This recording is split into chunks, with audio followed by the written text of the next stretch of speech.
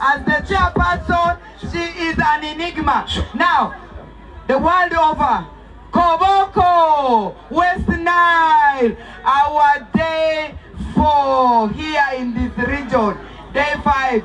And allow me to invite that and one person who sits in the heart of everybody who wants freedom and change. His Excellency!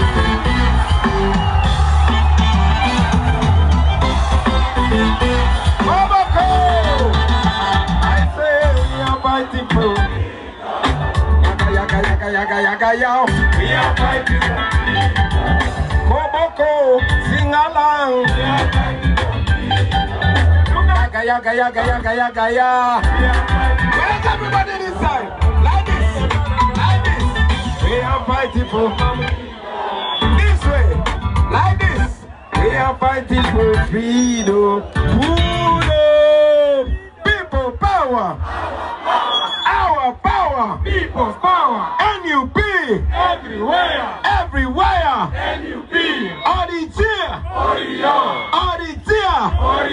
Gufuna ngotulu.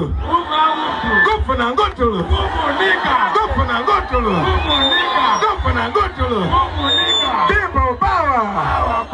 Our power. People's power. Gufuna ngotulu. Hello.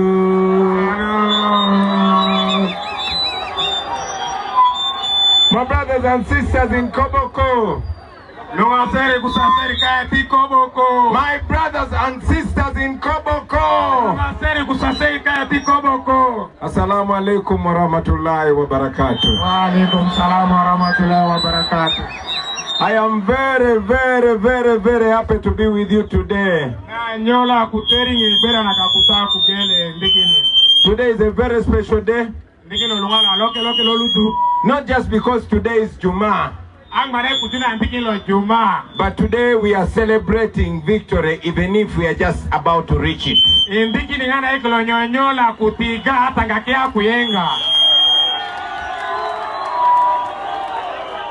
When I saw my young brother Monopoly performing here, I was reminded of another brother back in Kampala called King Saha.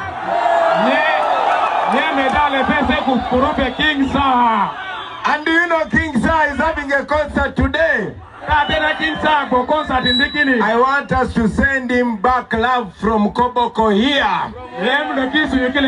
So let me ask everybody to put up their hand if you love King Saha. Let us shout to the camera, where the camera face the audience and say, King Saha! King Saha! Chikube! Betuli Koboko! Betuli Koboko! King Saha! Chikube! Yeah man, it's always important to remind these fellow artists that when you stand with the people will stand with you.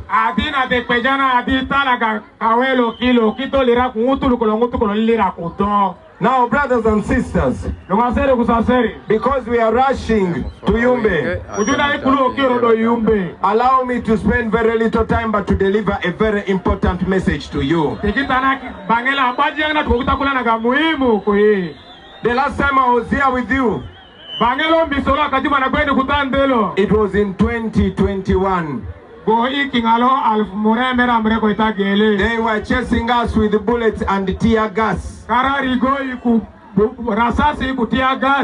because they never wanted me to face you and talk to you.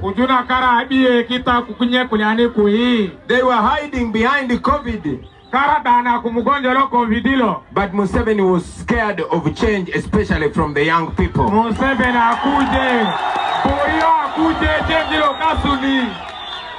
But I have news for you today. This time there is no COVID. Therefore there's no excuse. Now my name is Kyagulanyi Sentamu Robert for those who don't know me. Others call me Bobby Wine in the ghetto.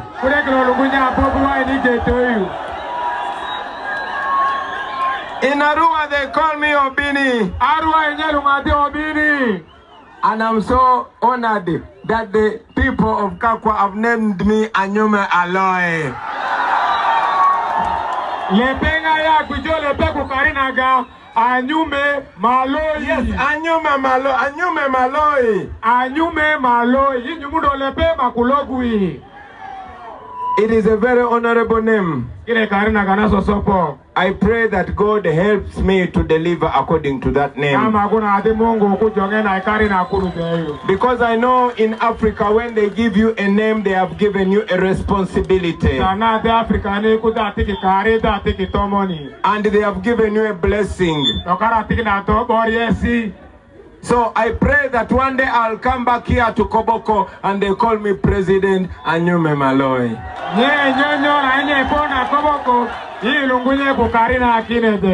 Now I want you to know that this is not a normal presidential campaign. And I'm not only here to ask for votes. The message this time is more important than asking for votes. In 2021, we came here with the message of a new Uganda. A new Uganda where the ordinary citizens are the ones with the power to determine their destiny. Our mission was to open the eyes of the people, especially the young people. We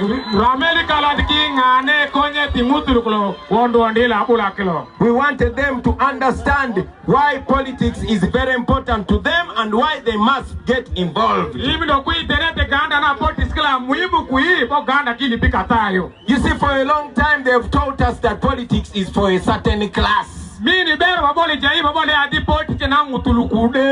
for a certain age. And even me, myself, in my capacity, I was not concerned about the politics of my country.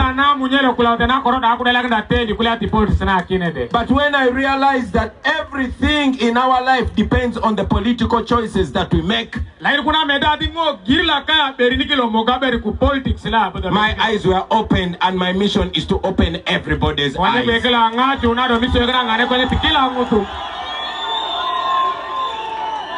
For a long time, you will realize that in Uganda, they even banned political education.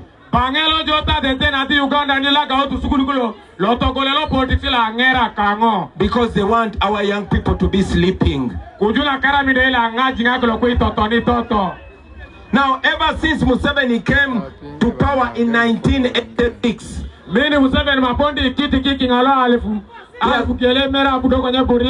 he made it a mission to destroy everybody that challenges him.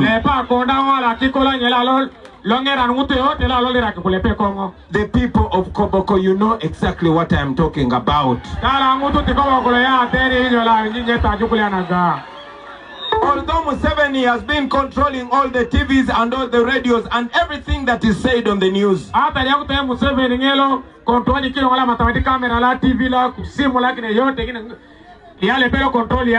many of our people have been disappearing and dying in questionable ways.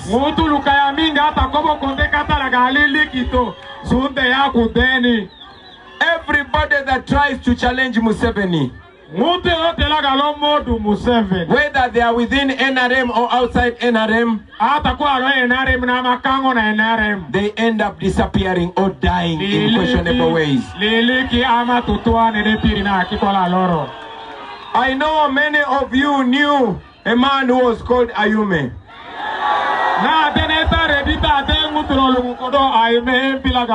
When I was in Arua, I told them about a man called Ibrahim Abiriga.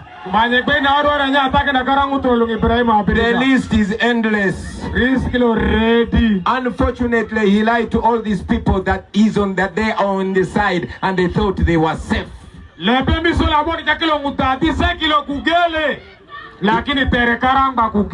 It has been 40 years. 40 years of pain. 40 years of pain. 40 years of poverty. 40 years of bad hospitals and bad roads. Daktar lana ganaro kiko jile kiko la. 40 years of bad education for our children. Kingaji mera ngani tisukulu naga kungaji kaya kilo. 40 years of dictatorship.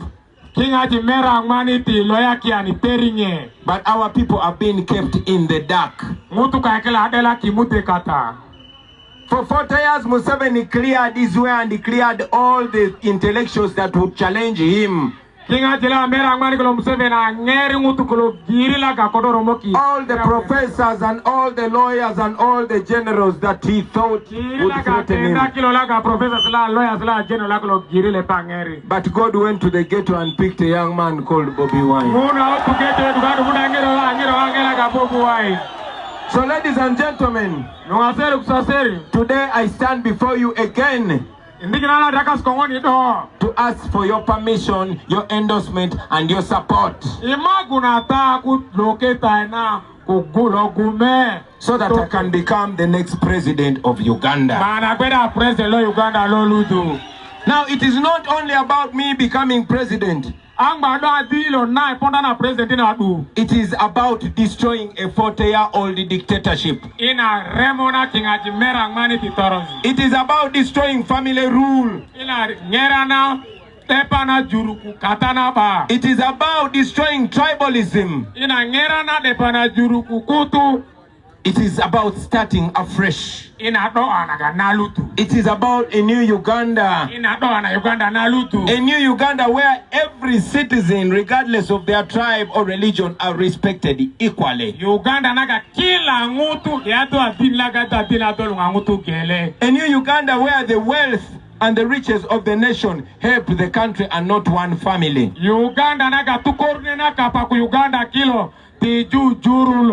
Now when I talk about a new Uganda, you might ask what is wrong with the old Uganda. But in the old Uganda of Museveni,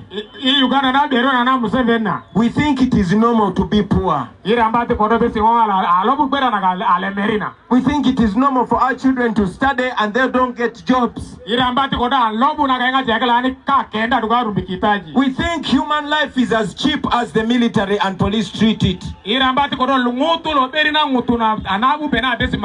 think they have convinced us to believe that it is okay for them to shoot our children for smuggling petty things when they steal billions.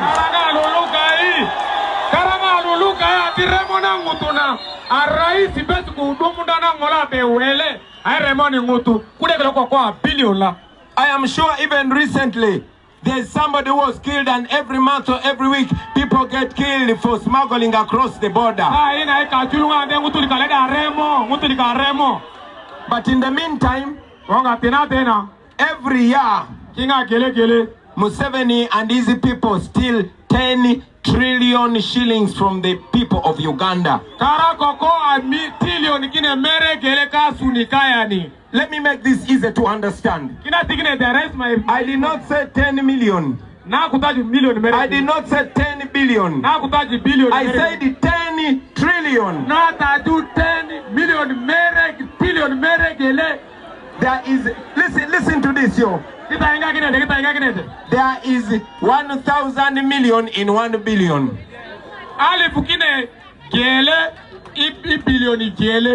And there is 1,000 billion in 1 trillion. 1,000 billion. You get it? Now, there is still not 1 trillion, but 10 trillion every year. That is 10,000 billion. 10,000 billion that they steal. Now, that means, that is only 1 year, by the way. That means in 5 years, they steal 50 trillion shillings of taxpayers' money. But you have not had anybody shooting Museveni's family or anybody around him. That money that is being... No, these are the records from the Inspector General of Government. These are government records. Kilo government record IGG na tikinda hii. And the IGG said when they pursue the thieves, they hide behind Museveni's back. Karanga kusako kwa kisaka okola kilo kulukuda na kupurio kiti. These are words of the IGG. Kilo tekile karalo kulia IGG na kulia. And as if that is not enough, Ingaprobe wanakine za kuromo. according to parliamentary records, Museveni and his household, they spend 2 billion every day. 2 billion every day. Now I want you to imagine how much change that money can make. A health center is eaten by his family every day. The money that they still can make all the roads in Uganda in a matter of 3 years. But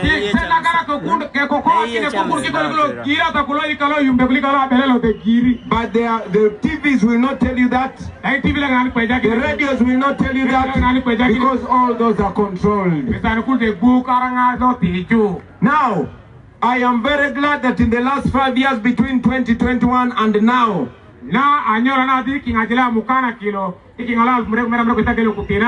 we have been able to expose that.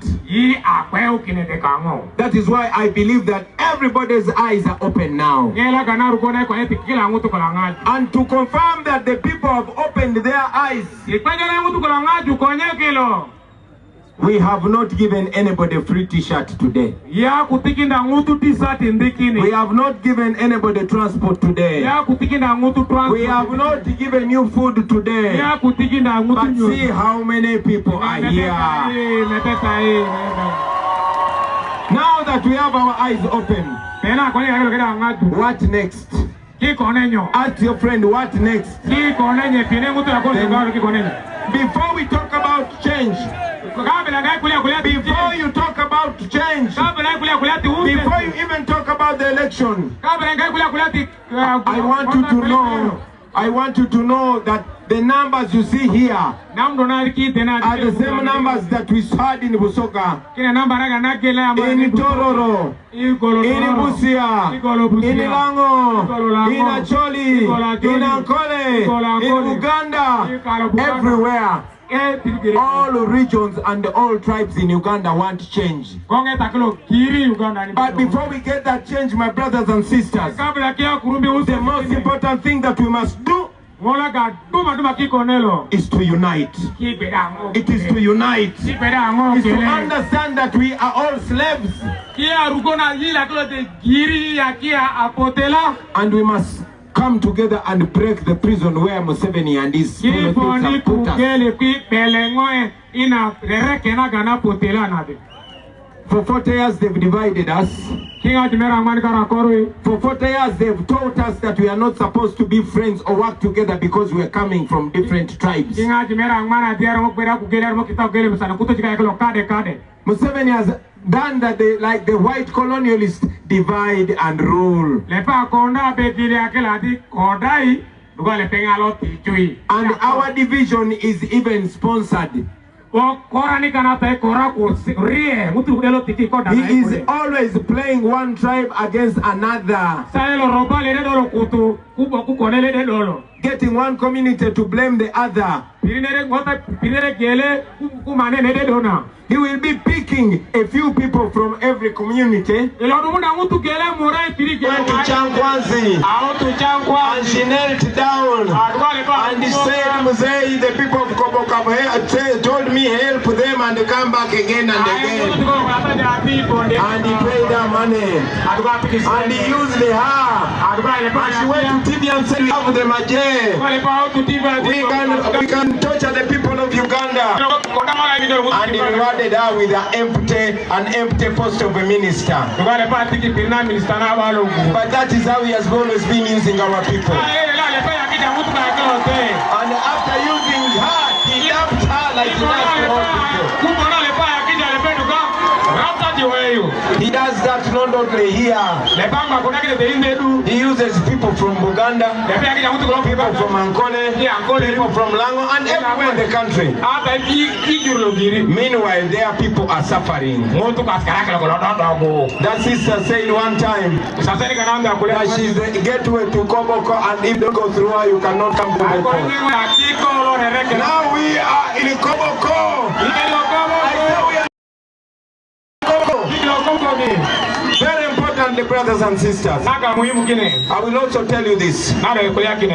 Until we come together and until we feel each other's pain, and until we understand that all of us are equal, they are still going to humiliate us. In a new Uganda, the first thing we are going to do is to reduce the power of the president.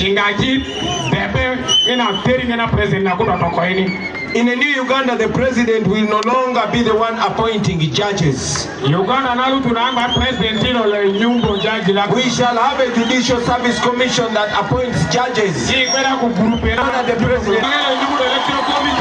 that we can have free and fair elections. Today, Mr. Biamakama, who is the chairperson of the Electoral Commission,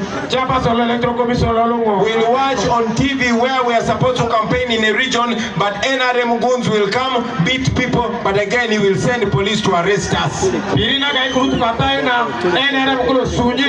are things that we have to change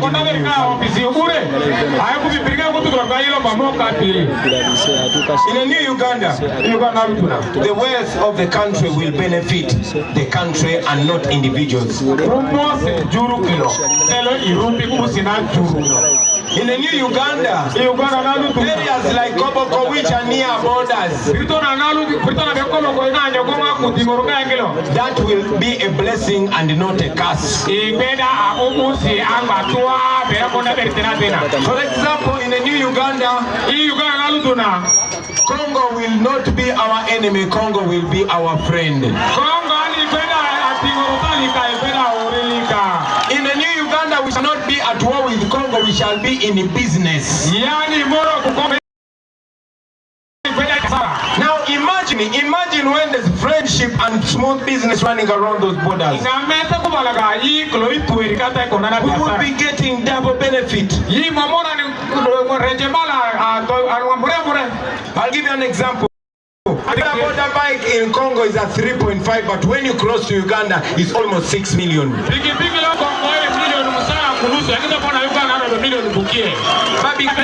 In a new Uganda, education for our children is going to be a very, very important focus. A